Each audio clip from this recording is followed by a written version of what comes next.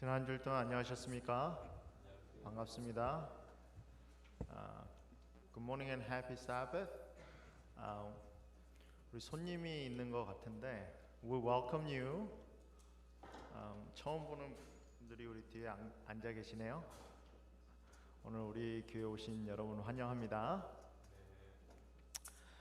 오늘은 요한복음 17장 1절에 있는 말씀을 가지고 아버지라는 제목으로 하나님의 말씀을 함께 나누겠습니다. 오늘은 설교라기보다는 저의 간증을 좀 함께 나누고 싶습니다. 예수님이 이 세상에서 모든 일들을 마치시고 이제 십자가에 돌아가시기 전입니다. 오늘 저희가 함께 보는 본문이 요한복음 17장입니다. 예수님 십자가에 돌아가시기 전에 마지막으로 하신 일은 하나님께 기도하시는 일이었습니다.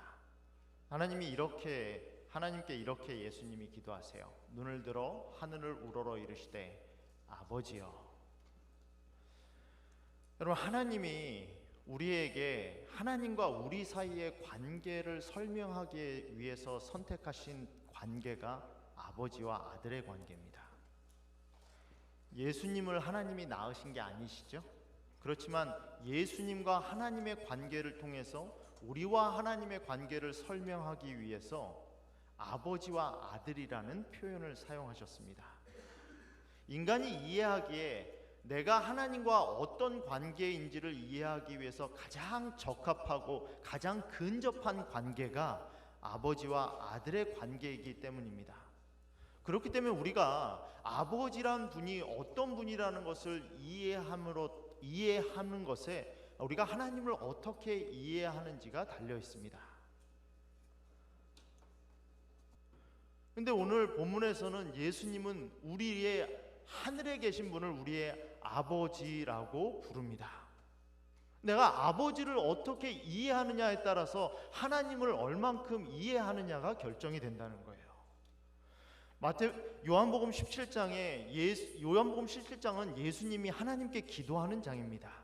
그 기도 가운데 예수님이 아버지라는 단어를 26절에서 40번 말씀하세요.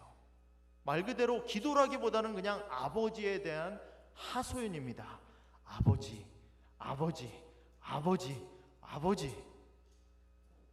여러분은 하나님을 어떻게 생각하고 계십니까? 어떤 관계로 여기십니까? 내가 하나님을 어떤 관계로 여기는지, 하나님을 어떤 모습으로 받아들이는지에 따라서 내가 하나님을 대하는 태도가 달라집니다. 한 번은 한국에서 몰래 카메라가 있었습니다. 아버지들, 이제 조그마한 아이를 키우는 아버지들에게 설문조사를 한다는 명목으로 불러왔어요.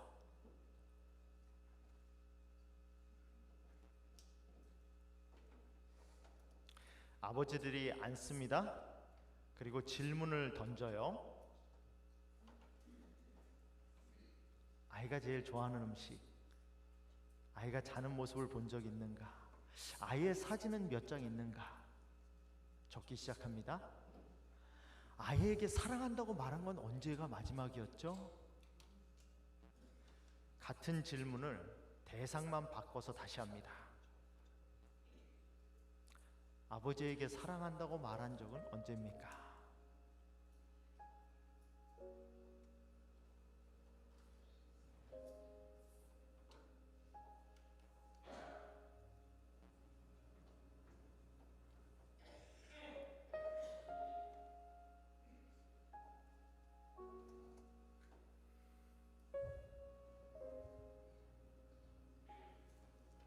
청선이 아빠 김용봉, 난 신앙철 아빠 신현기. 이영근입니다. 큰아들이. 저 영우 아버지 되는 사람입니다. 조유석 아빠. 진영이 아빠. 성함은 김성복. 생각나지요. 그 아들, 딸만 낳다가 아들 가졌는데 이번에도 딸이 못할까 했는데 네 엄마 아빠 동생한테 신경 써주고 좀 왔고. 부모로서 이렇게 뭔가를 충분하게 해줘야 되는데 그런 것도 못 해주고 그래서 참 마음이 아픕니다. 아들이라는 것은 어느 누가 바꿀 도와주지도 못했고 했는데 그들이 알아서 잘 커가지고 계속 부족한 게 부모 마음 아닐까요? 죽는 순간까지. 제가 그런 마음으로 살고 있어요. 계속 부족한 거예요. 너무 엄하게 했던 게 그게 좀 미안해.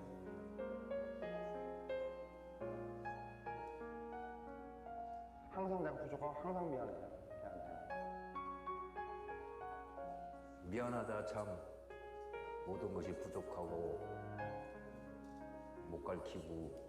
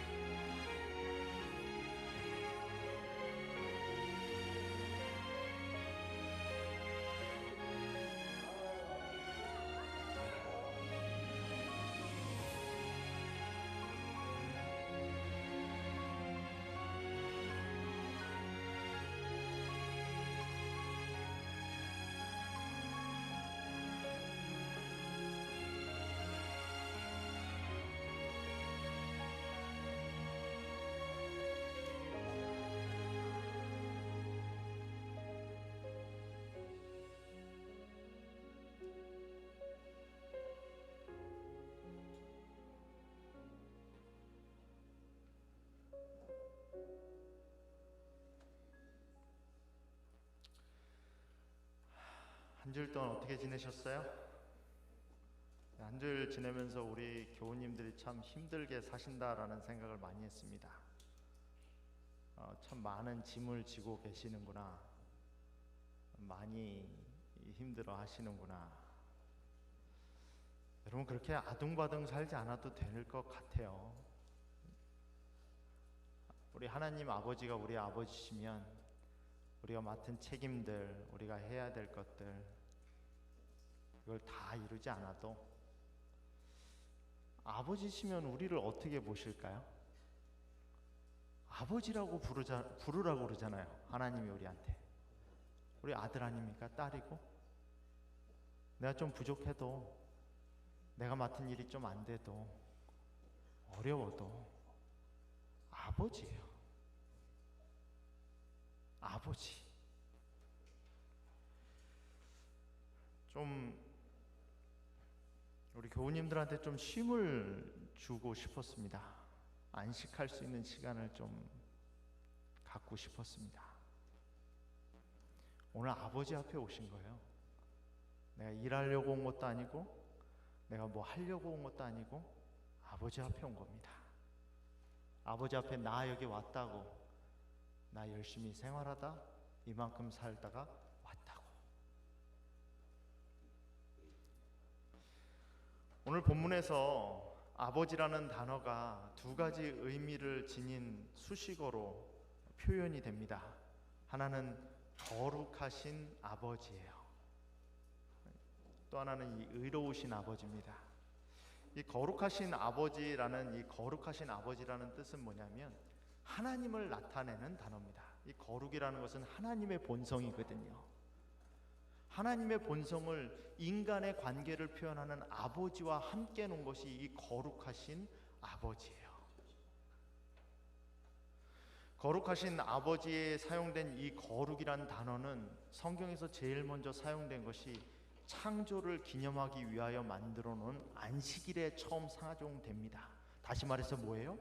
내가 너희를 만들었다. 내가 하나님이다.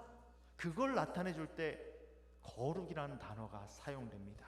두 번째 거룩이라고 사용된 단어는 모세를 부르실 때예요. 내가 선 땅, 즉 하나님이 계신 곳은 거룩한 곳이니 내 발에 신을 벗어라. 다시 말해서 하나님이심을 말할 때 나는 너희를 만든 하나님이야. 내가 인간이 아니야. 하나님이야 라는 걸 말씀하실 때 이 거룩이라는 단어를 사용합니다. 여러분, 저는 거룩하신 아버지, 거룩하신 하나님 아버지를 생각할 때 제일 적합한, 하나님을 향한 제일 적합한 태도를 창세기 22장에서 봅니다. 창세기 22장에서는 무슨 일이 벌어지죠?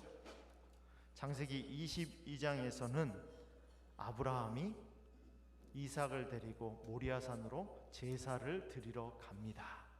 그를 번제로 드리라고 말씀하시죠. 여러분, 자기 아들을 번제로 드리는 게 쉽습니까? 여러분, 하나님을 거룩하신 하나님, 아버지라고 생각할 때, 정말 아버지 하나님을 하나님이라고 생각할 때 우리가 할 수 있는 일은 뭐냐면, 그렇게 하나님을 느낀다고 할 때 우리가 할 수 있는 일은 뭐냐면 순종하는 거예요. 이해하지 않는 겁니다. 납득하려고 하지 않는 겁니다. 공감되지 않아도 뭐 하는 거예요? 순종하는 거예요. 하라니까 하는 겁니다. 내 아이를 죽일 수 있어도, 내 아이가 나한테 멀어질 수 있어도, 영원히 잃어버릴 수 있어도 하나님이 하라고 하니까 뭐 하는 거예요? 하는 거예요. 그 다음에 무슨 일이 벌어집니까? 그렇게 어렵게 결심했어요. 그래, 하나님이 하라고 하니까, 아버지가 하라고 하니까 해야지. 그런데 뭐라고 합니까? 하나님이 또 멈추래요. 여러분, 내가 희생하기로 내 아들을 준다는 큰 희생을 결심하고 하려고 하는데 하나님이 뭐라고 그래요? 하지 말래요. 여러분, 내가 신념을 가지고 믿음을 가지고 하나님이 하신 일을 하라고 하는데 누가 그만 멈춰, 그러면 기분 좋습니까? 여러분, 이게 믿음이에요. 하라고 하면 하고, 하지 말라고 하면 쓰는 거예요. 여러분, 하나님은 이삭을 드리고 안 드리는 게 하나님께는 그렇게 중요하지 않아요. 이삭이 죽어도 하나님은 이삭을 얼마든지 부활시킬 수 있어요. 지금 포커스는 아브라함입니다. 아브라함에게 내가 너의 하나님이라는 걸 가리키는 거예요. 가리키는 이 방법은 뭡니까? 하라고 하면 하고, 하지 말라고 하면 멈추는 거예요. 내 신념을 가지고 내가 맡은 일을 하는 게 아닙니다. 하나님의 뜻을 행하는 거예요. 그래서 아무리 큰 결심이라도, 아무리 큰 헌신이라도 하나님이 하라고 하면 하고, 하나님이 멈추라고 하면 멈추는 거예요. 그래서 아브라함이 믿음의 조상이 된 거예요. 아무리 작은 일이라도 하나님이 하라고 하면 하고, 하나님이 멈추라고 하면 멈추는 거예요. 그게 뭡니까? 그게 거룩하신 하나님 아버지예요. 내가 하나님을 내 아버지라고 부를 때, 그분이 거룩하신 아버지라고 말할 때 그 의미는 하나님을 하나님으로 받아들이고 나의 신념과 나의 의지를 굽히는 결심을 하는 겁니다. 그걸 통해서 하나님은 나를 아들로 만드세요. 내가 언제 하나님을 내 아버지로 받아들일 수 있는가? 하나님의 말씀을 들을 때예요. 하나님의 말씀을 듣고 멈출 때예요. 여러분, 갈 때도 중요합니다. 결심하고 앞으로 나아갈 때도 중요해요. 근데 더 중요한 것은 아무리 큰 일이라도 하나님이 멈추라고 하면 멈출 줄 알아야 돼요. 각오 쓰는 건 누가 결정합니까? 하나님이 결정하세요. 여러분, 실질적으로 그 일이 그렇게 크게 중요하지 않아요. 중요한 건 하나님을 아버지로 인식하는 겁니다. 여러분, 저에게 있어서 메릴랜드 중앙교회의 담임 목사라는 것이 하나님이 나를 구원하시기 위하여 하나님께서 사용하신 통로지요. 여러분, 제가 메릴랜드 중앙교회의 담임 목사가 되기 위해서 태어났습니까? 그걸 위해서 태어나지 않았어요. 하나님이 나를 구원하시기 위하여 인도하시다 보니까 여기까지 온 겁니다. 우선적으로 봐야 될 것은 하나님을 아버지로 받아들였을 때는 무슨 일이든지 하나님이 멈추라고 했을 때 멈출 줄 아는 거예요. 하나님이 가라고 할 때 갈 줄 아는 겁니다. 그게 뭡니까? 그게 거룩하신 하나님 아버지예요. 여러분에게는 우리 하나님 아버지가 거룩하신 아버지가 맞습니까? 아무리 내가 열정적으로 달리다가도 아버지가 쓰라고 하면 쓸 수 있습니까? 아버지가 가라고 하면 내 의지 꺾고 갈 수 있습니까? 그게 거룩하신 아버지예요. 두 번째 본문에서는 의로우신 아버지라고 말을 합니다. 근데 여기 의로우신 아버지라고 말하면서 뭐라고 말하냐면 의로우신 아버지여 세상이 아버지를 알지 못하여도. 우리는 하나님이 하시는 걸 기본적으로 다 알 수가 없어요. 때로는 왜 그렇게 하시는지 이해할 수도 없죠.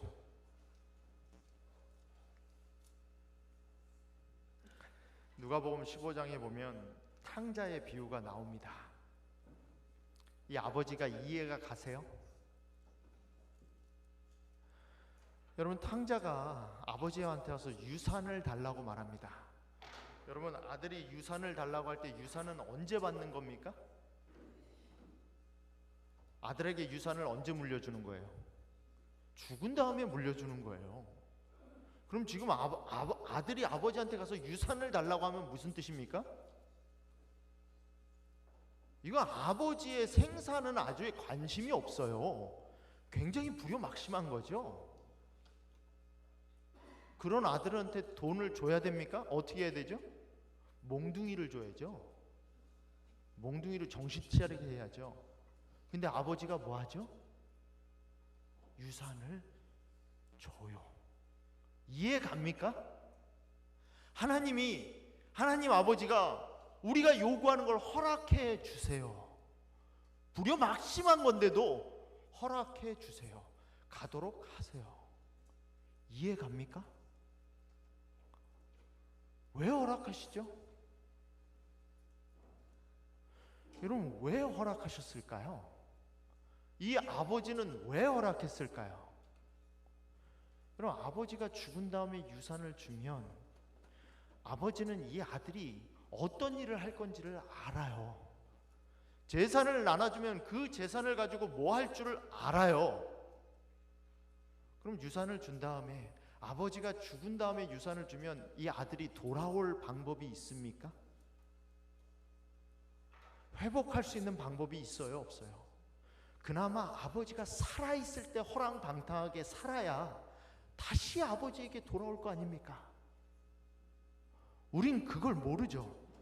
그걸 다 못 보죠.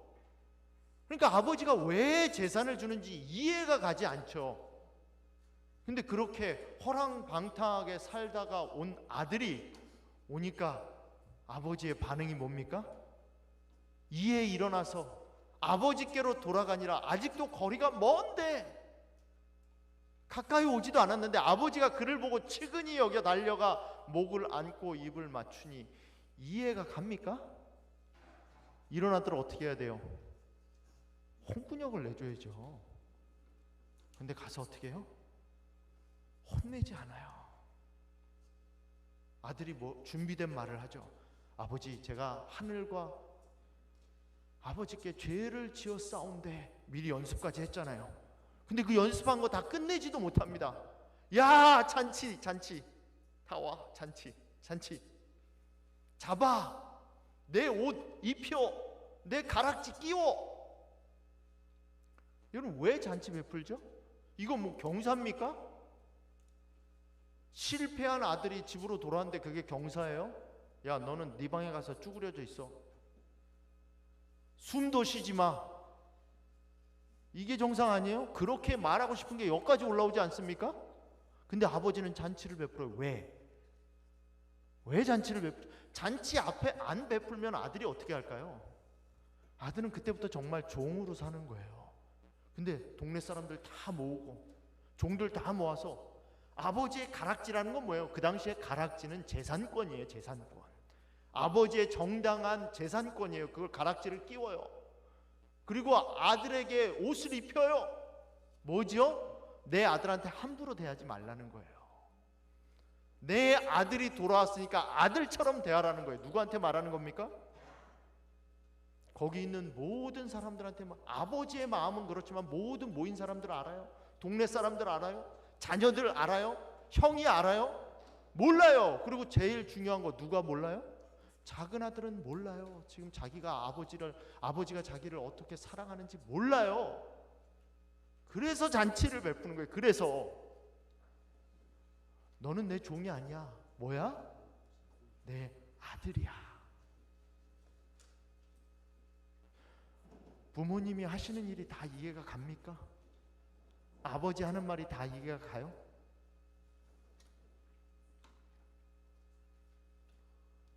우리 아이들하고 항상 옷 가지고 싸웁니다. 밖이 추워요. 옷을 두껍게 입고 나가라고 항상 말을 해요. 근데 끝까지 입고 나가지 않아요. 머리가 컸다고 이제 말을 듣지 않습니다. 그리고 감기 걸려서 와요. 그리고 아프다고 그래요. 아프다는 말 하지 마. 재채기 하지 마.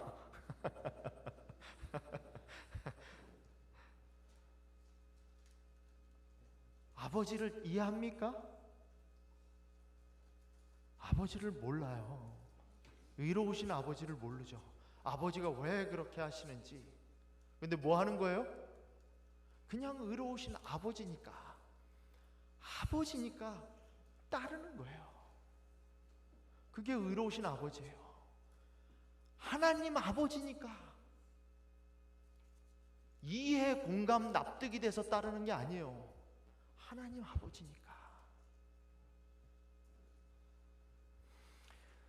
지난 3월 26일 날 헵타스코 강 위에 서 있는 프란시스 스코키 다리가 무너졌습니다.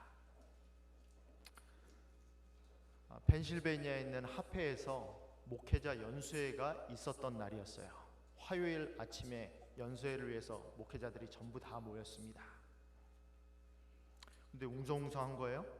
우리 테리토리니까 벌티모어에서 다리가 무너졌다는 거예요. 와, 사람이 얼마나 죽었을까? 그것부터 제일 먼저 걱정했습니다. 사람이 6명밖에 죽지 않았어요. 새벽이었고 그 당시에 이 화물선이 다리를 부딪혔을 때 화물선이 동력이 컨트롤이 안 된다는 보고를 받고 바로 경찰이 출동해서 양쪽에서 트래픽을 막았습니다. 그래서 다리 위에서 공사하고 있었던 8명 가운데 8명이 물에 다 빠졌는데 2명은 구조를 하고 6명은 끝내 구조를 못해서 6명만 죽었어요. 그 기사를 네이트 뉴스에 난 것이 이 지금 보여주는 화면입니다. 기사에 뭐예요? 이 기사의 포커스는 경제적인 손실이에요.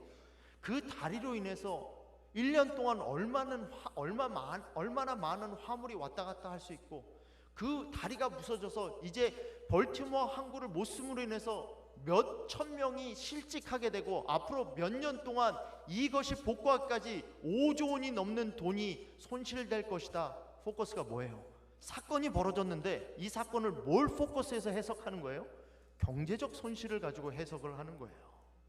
연합뉴스에서는 뭐에 포커스를 맞춥니까? 아니 어떻게 이 화물선이 다리를 부딪혔는데 그 부딪힌 장소만 떨어진 게 아니라 다리 전체가 무너졌을까? 누가 이 다리를 만들었나? 다리를 왜 그렇게 만들었나? 왜 안전장비를 제대로 하지 않았나? 다리를 그렇게 만든 거에 포커스를 해요.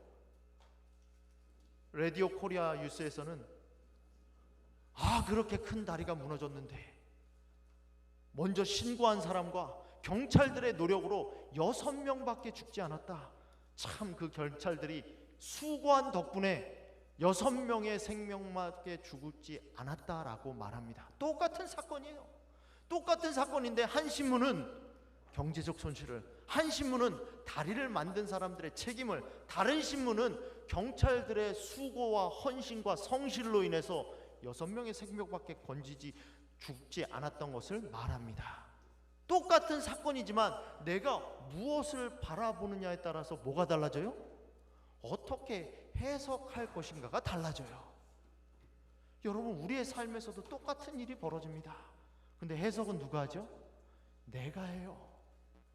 사람의 성품은 그 사람이 하나님의 뜻을 어떻게 해석하는가를 결정한다. 똑같은 아버지예요. 똑같은 아버지가 똑같은 일을 우리에게 행하십니다. 그러나 그것에 대한 해석은 누가 하죠? 내가 해요. 내가 하나님을 바라본 대로 해석을 한다고요. 사랑의 아버지신지, 거룩한 아버지신지, 의로운 아버지신지, 자비로운 아버지신지, 그 아버지를 내가 어떻게 생각하고 어떻게 대하느냐에 따라서 똑같은 일을 내가 그렇게 해석한다는 겁니다. 시편 18편 25절로 26절에 보면 이렇게 말해요. 자비한 자에게는 주의 자비하심을 나타내시며 완전한 자에게는 주의 완전하심을 보이시며 깨끗한 자에게는 주의 깨끗하심을 보이시며 사특한 자에게는 주의 거스리심을 보이시리니. 똑같은 걸 보여줬지만 내 마음이 자비하니까 하나님이 자비롭게 보이는 거예요. 똑같은 사건이 보여졌지만 내가 완전하기 때문에 하나님이 완전하시게 이 일을 처리하시는 게 보이는 거예요. 내가 깨끗하니까 하나님의 깨끗하신 성품이 보여지는 거예요. 내가 볼 수 있는 만큼, 내가 생각하는 만큼, 내가 이해하는 만큼, 내가 아는 만큼, 하나님 아버지를 아버지라고 깨닫는 만큼 아버지로 느껴지는 거예요.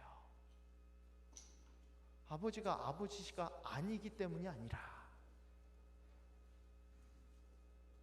사랑하는 성도 여러분, 여러분들에게 하나님 아버지는 어떤 아버지입니까?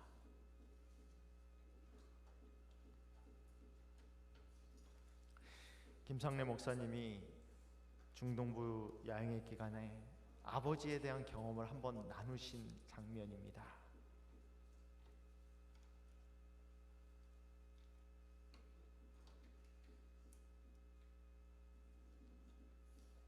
이거 플레이 좀 해주실래요?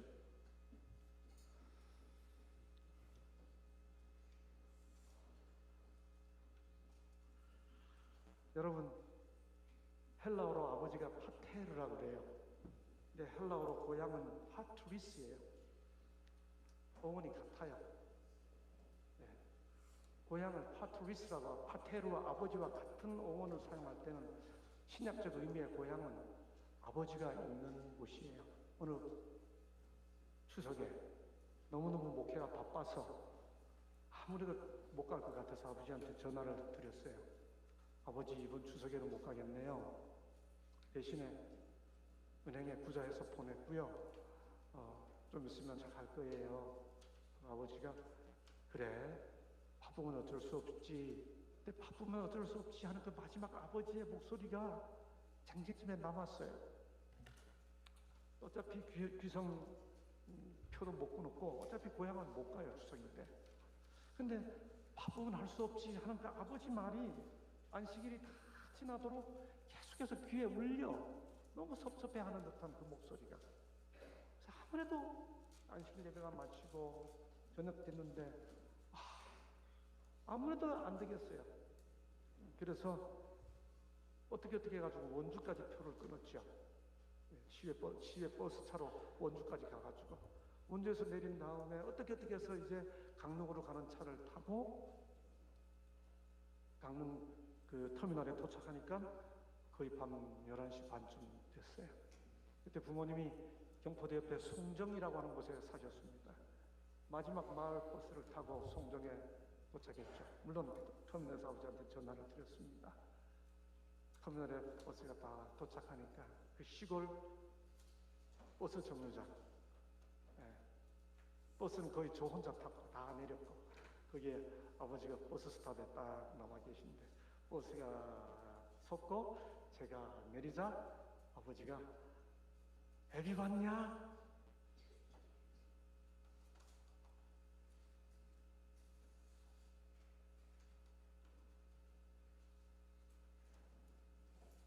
바쁘면 할 수 없지 하는 그 목소리하고 애비 왔냐 하는 그 목소리가 어쩌면 그렇게 달라요. 너무 다른 거예요. 제가 그때 깨달은 게 있어요.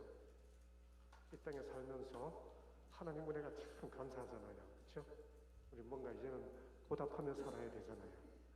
근데 하늘 아버지께 보답하는 길이 뭐냐? 헌금 내는 거 아니에요. 헌금 내는 거 아버지 은행 구자 보냈어요. 마음 있는 곳에 가는 곳에 몸도 가고 돈 가는 곳에 마음도 가니까 다 필요해요. 근데 부모님은 돈 보내도 섭섭하고 선물 보내도 섭섭하고 부모님이 제일 기쁜 거는 자식이 눈앞에 오는 거예요. 우리가 하늘 아버지한테 보답하는 길은 그분 앞에 가는 거예요. 그거는 우리가 구원받는 걸 넘어서 아버지를 기쁘게, 최고로 아버지를 기쁘게 해드리는 길이죠.